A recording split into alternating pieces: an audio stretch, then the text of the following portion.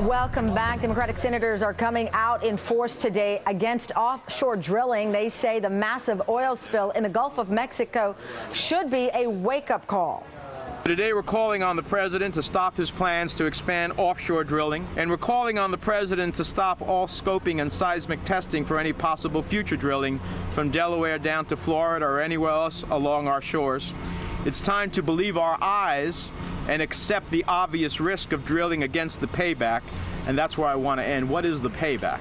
New Jersey Senators Bob Menendez and Frank Lundenberg joined Florida Senator Bill Nelson, who called offshore drilling, quote, dead on arrival. And joining us now from Capitol Hill, Democratic Senator Benjamin Cardin of Maryland, who just this past weekend also urged the president to reverse his decision on offshore drilling.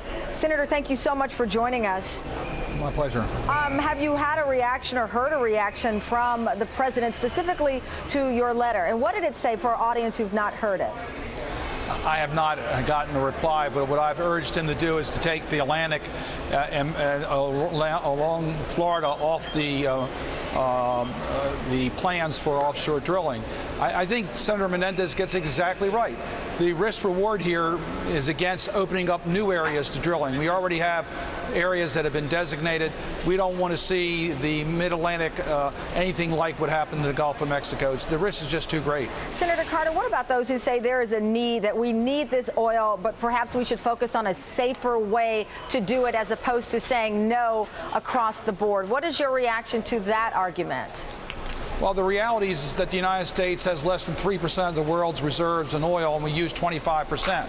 So we can't drill our way out of the problem. There's already millions of acres available for oil exploration, where we could do it in a much more environmentally safe way. Let's go there and let's develop alternative and renewable energy sources and energy policy where we can be energy independent, but we don't have to jeopardize our environment. And let's talk about what's still happening on the coast with BP. They are trying, in their words, any and everything to contain this. They're even looking at building a contraption, if you will, that would surround the well and hopefully allow them to siphon the oil into a rig standing by. But, you know, does it at all anger you to see that they had the ability to drill but not the ability to contain such a disaster? Of course, their plan said that they did. They said they could take care of any contingency, that the risks were very minimal, and they had all types of redundancy in regards to shutting off the valves. Well, it didn't work. They were late to getting the information to the federal government as to the size of the spill. Yes, it is frustrating that they didn't respond faster, and they don't have the capacity to deal with this type of a catastrophic spill.